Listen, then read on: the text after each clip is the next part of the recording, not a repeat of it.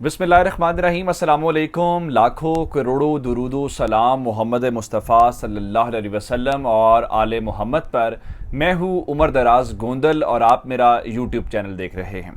नाज़रीन, मामला कुछ यूँ है कि इमरान खान हुकूमत के ख़िलाफ़ जो अपोजिशन है उसकी अब तमाम तर जो उम्मीदें हैं वो सुप्रीम कोर्ट के साथ जुड़ी हुई हैं। पिछले दिन हमने देखा कि वहाँ पे मामला कुछ हल नहीं हुआ और अब सुप्रीम कोर्ट ने आज इस केस की समाअत करनी है, लेकिन अपोजिशन एक जानिब सुप्रीम कोर्ट की तारीफें कर रही है, दूसरी जानिब कुछ ऐसे हरबे अपना रही है जिसके ऊपर दबाव डाला जाए या अपनी ज़रा ताकत का मुजाहरा किया जाए। और एक जो इनका आज जॉइंट अपोजिशन का एक बड़ा इजलास था, उस इजलास के हवाले से कुछ फैसले हुए हैं, वो कुछ बातें हम तक पहुंची हैं जो आपसे शेयर करेंगे कि कल एक बाकायदा पावर शो सुप्रीम कोर्ट के अंदर किया जाएगा और अंदर या बाहर जहां पे भी है वो डिटेल्स मैं आपको दूंगा।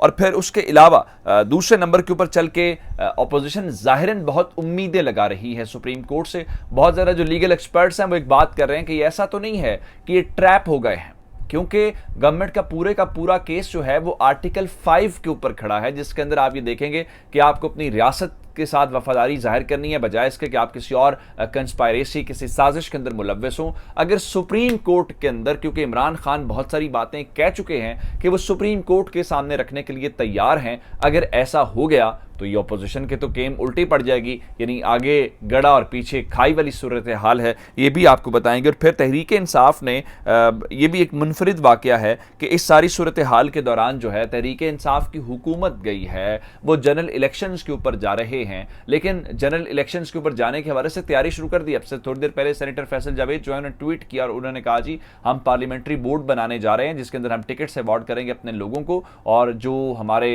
नजरियाती कारकुनान हैं उनको प्रेफर करेंगे इस सारी सूरत हाल के दौरान। लेकिन ये डी चौक के ऊपर किस चीज़ का जश्न है, वहाँ पे क्या एक्टिविटीज़ होने वाली हैं, ये डिटेल्स भी आपके सामने रखूंगा। लेकिन अगर आपने अभी तक चैनल सब्सक्राइब नहीं किया और आप चाहते हैं कि आपको मुस्तनद और बर वक्त खबरें मिलती रहें तो हमारा चैनल सब्सक्राइब कर लीजिए, बेल आइकन के ऊपर क्लिक कर लीजिए ताकि हमारी आइंदा आने वाली वीडियोज़ बर वक्त आप तक पहुँच रहे।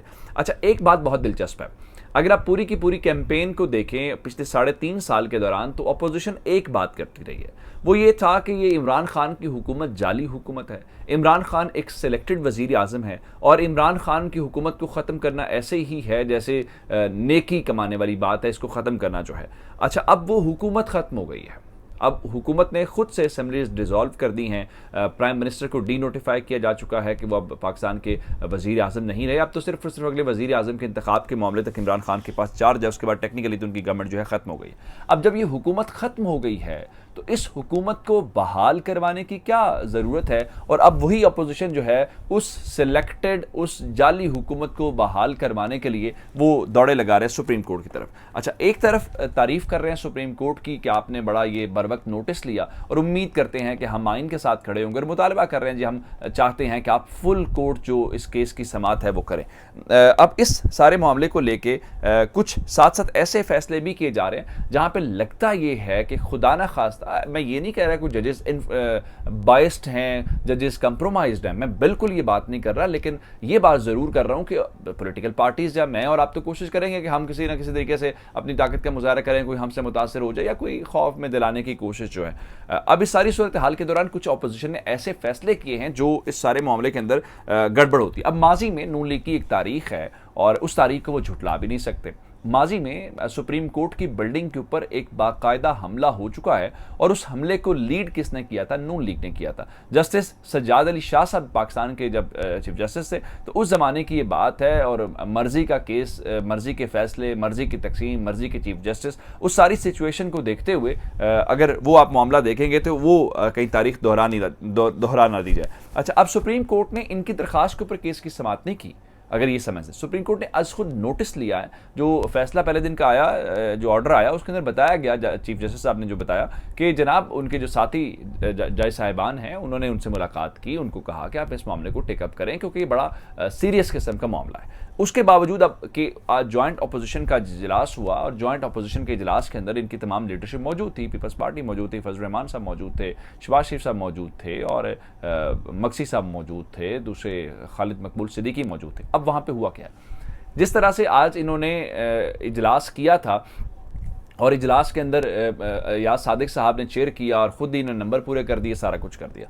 बिल्कुल उसी तरह से इन्होंने कल ये फैसला किया है कि जो 197 अरकान पार्लियामेंट हैं, जो मेंबर नेशनल असम्बली हैं, उनको लेके ये कल जाएंगे सुप्रीम कोर्ट के अंदर। ये तो सुप्रीम कोर्ट के ऊपर धावा बोलने वाली बात है। आपको 197 MNAs वहाँ पे ले जाने की क्या ज़रूरत है? आप जजेस को नंबर दिखाना चाहते हैं, अगर कोई आपको मौका मिला तो आप पार्लियामेंट के अंदर दिखा लीजिएगा। लेकिन ये तो ऐसे ही है जिसको आप बिल्कुल धावा बोल दें या कोई अंदर घुस के आप वो वाली करने की कोशिश करें। सिर्फ वो 197 मेंबर्स नहीं हैं, बल्कि पार्लियामेंट के जो इस वक्त बड़ी पार्टीज़ हैं, जैसे फजल रहमान हैं, शहबाज शरीफ हैं, या खालिद मकबूल सिद्दीकी हैं, या दीगर जो अपोजिशन की जमातें, तो उसके अंदर उनके तमाम कायदीन भी कल जाएंगे। ये क्या पर्पस हो सकता है, क्या मकसद हो सकता है, ये आपको इसका खुद अंदाज़ा है। अच्छा, आप हैरान इस बात के ऊपर होंगे, यानी सुबह 4 अप्रैल को जो है शहबाज शरीफ साहब का खुद अपना केस लगा हुआ है, जहां पे मनी लॉन्ड्रिंग का केस है। उसके अंदर उनकी अबूरी ज़मानत हुई है, फ़र्द जुर्म उनके ऊपर आयद होनी है, और मुमकिनात में से है कि उनकी अबूरी ज़मानत खारिज हो सकती है,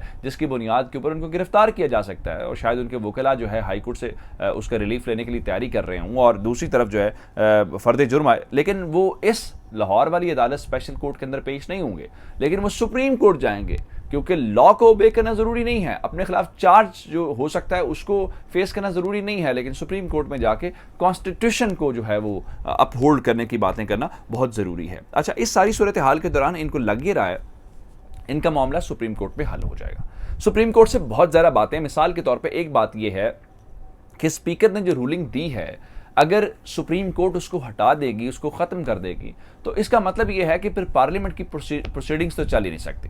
कल रूलिंग स्पीकर देगा, अगले दिन 5 MNAs उठेंगे, वो चले जाएंगे वहाँ पे क्या कहते हैं सुप्रीम कोर्ट, और कहेंगे कि जनाब देखें ये रूलिंग तो एब्रोगेट कर रही है कॉन्स्टिट्यूशन को, ये तो कॉन्ट्राडिक्शन में है कॉन्स्टिट्यूशन की। इसका मतलब ये है कि वो चल नहीं सकेगा। इसलिए सुप्रीम कोर्ट ने कहा था कि उसे मोहतात रहना है, और ये चूंकि मामला हाउस का है तो हाउस को लेकर ये चीज़ें जो है वो चलती हैं। अब एक और जो एक ऑडियो आपने शायद सुनी हो, उस ऑडियो के अंदर ये कहा जा रहा है कि ये जाएंगे सुप्रीम कोर्ट तक, फंस जाएंगे। मुबैना तौर पर कहा जा रहा है जी, वो बैरिस्टर फ़रूक नसीम साहब की ऑडियो है, जो फॉर्मर लॉ मिनिस्टर थे और वो रिज़ाइन करके चले गए, MKM वाले जो है। लेकिन वो मैं बता दूं वो जाली है, वो फ़रूक नसीम साहब के नहीं है। मैंने मुख्तलिफ सोर्सेज से चेक किया है। खबर मैं आपको दे देता हूं कि सुप्रीम कोर्ट के अंदर अपोजिशन फंस कैसे सकती है, चूँकि गवर्नमेंट का सदारती रेफरेंस अपनी जगह पे जिसकी समाअत होनी है, लेकिन अब ये जो मामला टेकअप कोर्ट ने किया, ये अज खुद नोटिस 184(3) क्लॉज के तहत हुआ है। और यहाँ पे अगर चल के एक ऐसा मामला जिसके मैं सामने आपको बयान कर देता हूँ, इस वक्त गवर्नमेंट का पूरा जो केस है वो आर्टिकल 5 के तहत है। आर्टिकल 5 जो है वो लॉयल्टी टुवर्ड स्टेट जो है वो आपको दिखानी होती है, यानी आप किसी और ताकत के साथ मिलकर रियासत के खिलाफ काम नहीं करेंगे। उसी की बुनियाद के ऊपर फिर आर्टिकल 6 लगता है, हाई ट्रीजन गद्दारी वाला। अब अगर आर्टिकल 5 का केस जिसके ऊपर पूरी की पूरी आर्गूमेंट खड़ा है गवर्नमेंट का, वहां पे क्या बातें हैं? इमरान खान कह चुके हैं कि वो जो खत है वो चीफ जस्टिस सुप्रीम कोर्ट को दिखाने के लिए तैयार है।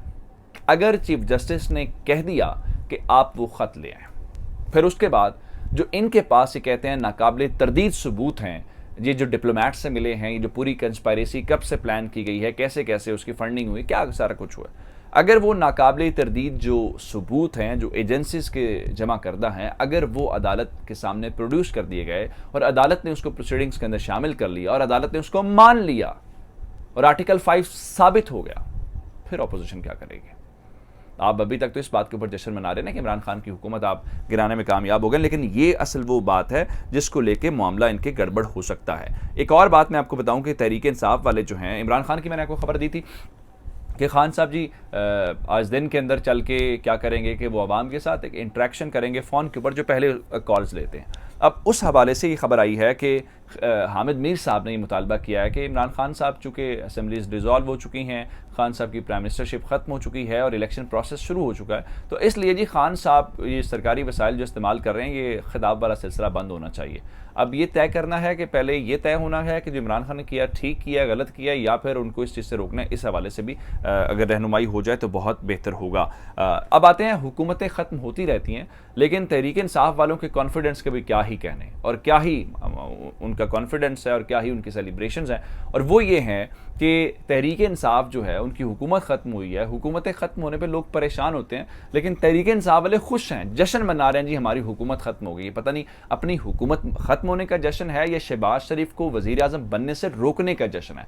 अब ये ऐलान किया गया है तहरीक इंसाफ की जानिब से बाकायदा कि कल यानी आज शाम से, जिसका मतलब ये है कि इफ्तार के बाद से जो डी चौक है, डी चौक के ऊपर तहरीक इंसाफ जश्न मनाने जा रही है। ये वही डी चौक है जहाँ पे वोटिंग वाले दिन आपने पहुँचना था और उन्होंने वहाँ पे चिड़िया को पर भी मारने की इजाज़त नहीं दी थी।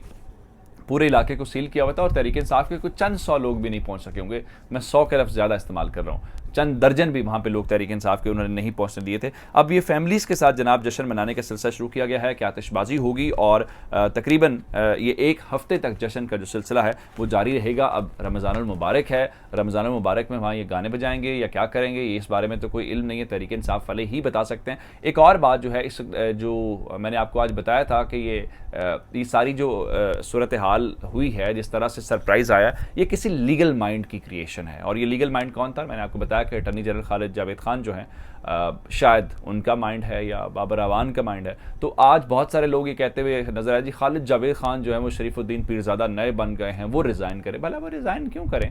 एक लीगल सवाल है, उस लीगल सवाल के ऊपर सुप्रीम कोर्ट के सामने गवर्नमेंट का वर्जन रखेंगे, वहाँ से सुप्रीम कोर्ट जो कहेगी उसके ऊपर फैसला हो जाएगा। ये अब तक अपडेट्स थी, चैनल सब्सक्राइब कीजिएगा। आपकी इस बातों का बहुत शुक्रिया। खुदा हाफिज़।